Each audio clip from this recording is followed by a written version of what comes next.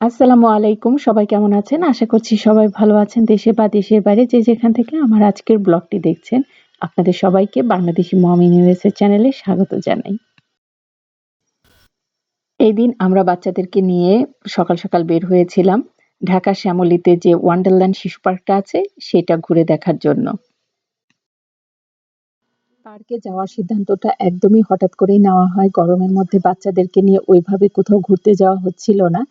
তো যখনই বলা হলো যে বাচ্চাদেরকে নিয়ে একটু পার্কে ঘুরে আসি, তো সেই মুহূর্তে আরকি আমরা রেডি হয়ে বের হয়ে আসি। তো এই যে দেখুন পার্কের সামনে আমরা চলে এসেছি।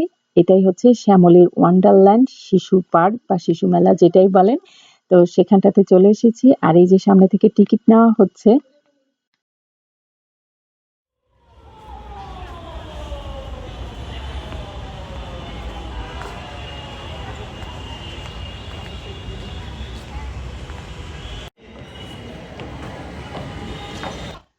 পার্কের ভিতরে প্রবেশ করেই এখানে যে দোতলাতে যে বাচ্চাদের জন্য ছোট, ছোট রাইড গুলো আছে, তো সেখানে আমি মারিয়াকে নিয়ে আসলাম। নিয়ে এসে এই যে ঘোড়ার উপর ওকে বসিয়ে দিয়েছি। ও অনেক মজা পাচ্ছিল প্লাস ভয়ও পাচ্ছিল। তো তারপরে আরেকটা রাইডে ওদেরকে বসিয়ে দিয়েছিলাম। তো এখানে ওই যে দেখুন ছোট, ছোট বল নিচ থেকে এরকম উঠে আসছে। যে বলগুলো যাতে ওরা যে কুড়াতে পারে বসে, বসে সেইভাবে করে বলগুলো নিচ থেকে এরকম উপরে উঠে যাচ্ছিল। তো এই পাশটা ঘোরাঘুরি করে এরপরে আমরা নিচের দিকে নেমে গেলাম। আর এই যে পার্কের পুরাটা ভিউ আপনাদেরকে দেখিয়ে দিচ্ছি। কারণ পার্কটা তো বেশি বড় না, ছোট কিন্তু আমাদের কাছে ভালোই লেগেছে।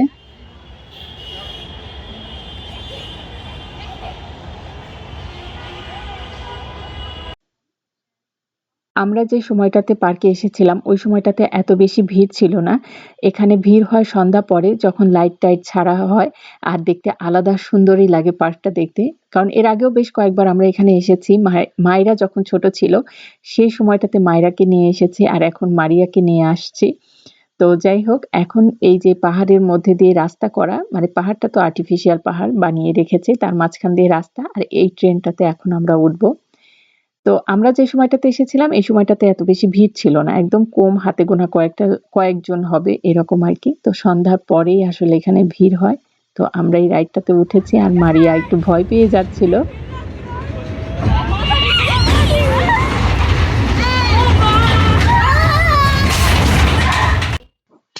এরপরে আমরা আরেকটা ট্রেনে উঠেছিলাম। তো এই ট্রেনটাতে ওঠার জন্য আমরা বেশি এক্সাইটেড হয়েছিলাম। কারণ এইটার মাঝখান দিয়ে যে যাচ্ছে, যে পাহাড়ের মধ্যে দিয়ে এখানে এই যে মুখোশ-টুখোশ আঁকা আছে ভয়ংকরভাবে। আর এখানে কিন্তু ওই যে হনুমানের মতো থাকে যেগুলো খাঁচার মধ্যে থাকে এসে এরকম ঝাঁপিয়ে পড়ে। ওই সিনটা দেখার জন্যই আসলে এখানে মাইরা মারিয়াকে উঠিয়েছিলাম। কিন্তু ওদেরকে আসলে ওইটা দেখাতে পারি নাই। কারণ ওইটা ওই সময়টা ওরা বন্ধ রেখেছিল। যেটা মানুষ আরকি আ ওই হনুমানের মতো পোশাক পরে থেকে আমাদেরকে ভয় দেখায়। তো সেই জিনিসটাই আসলে বাচ্চাদেরকে দেখাতে চেয়েছিলাম যা এখানে আমরা দেখাতে পারি নাই। ওই সময়টা ওরা ওইটা বন্ধ রেখেছিল। কারণ গরম ছিল তো এইজন্য নাকি বন্ধ করে রেখেছিল। ওইটা রাতের বেলায় দেখায়। তো যাই হোক এখন এই পাশটাও আমাদের ঘোরা শেষ। এমনি দেওয়ালে বিভিন্ন ছবি-টবি একটু ভয় করে আঁকা আছে সেটাই আমরা দেখেছি।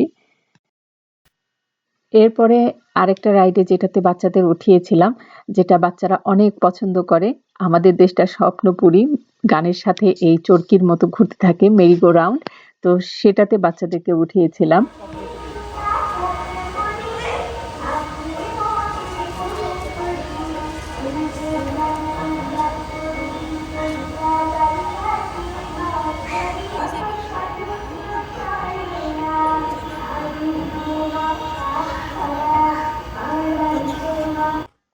এরপর আমরা আরেকটা রাইডে উঠেছিলাম যেটা আমরা হাঁসের উপরে বসেছিলাম। আর ওই চরকির মতো করেই হাঁসটা এই পানির উপর দিয়ে আমাদেরকে ঘোরাচ্ছিল।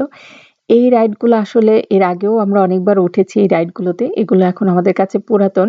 মাইরা যখন ছোট ছিল বেশ কয়েকবার ওকে নিয়ে আমরা এসেছি। কিন্তু মারিয়াকে নিয়ে আর আসা হয়েছিল না। তো এই বছরটাতে আমরা মারিয়াকে নিয়ে এসেছিলাম। তো এরপরে উঠেছিলাম এই দোলনাগুলোতে দেখুন সব দোলনা ফাঁকা। শুধু আমি আর মারিয়াই এখানে উঠেছিলাম।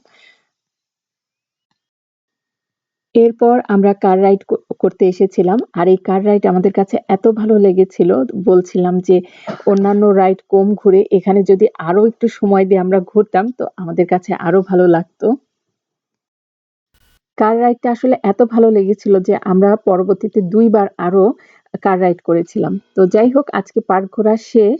এরপরে আমরা চলে গিয়েছিলাম খেতে কারণ দুপুর হয়ে গিয়েছিল আর প্রচন্ড খিদাও পেয়ে গিয়েছিল। পার্কে বেশ খানিকটা সময় কিন্তু আমরা কাটিয়েছিলাম। ওইভাবে করে আসলে ভিডিও করা হয়নি। গরম ছিল সবকিছু মিলিয়ে মানে বাচ্চাদের নিয়ে যতটুকু আরকি মজা করা যায় সেটাই চেষ্টা করেছিলাম। এই জায়গাটা দেখতে ভীষণই ভালো লাগছিল। চারদিকে সবুজ ছিল আর বিশাল একটা মাঠ ছিল। তাকিয়ে থাকতে বেশ ভালো লাগছিল।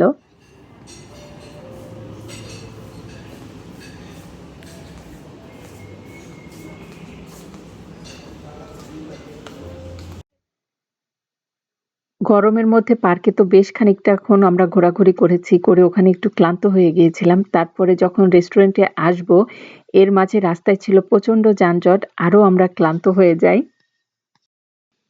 রেস্টুরেন্টে আসার পরে আমরা খাবারগুলো একদম পছন্দ অনুযায়ী সব অর্ডার দিয়ে দিই। আর একে, একে গরম, গরম খাবারগুলো আসতে থাকে। আর আমরা খাবারের মজা নিতে থাকি।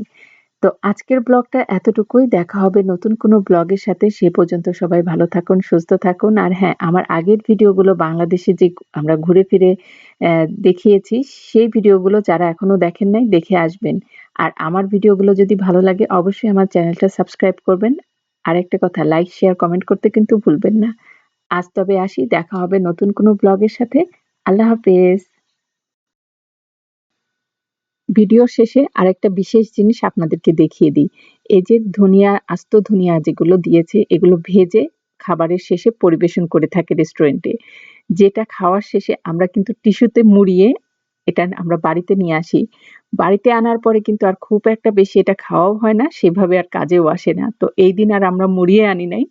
আমরা এখানে বসেই যার যতটুক প্রয়োজন ততটুক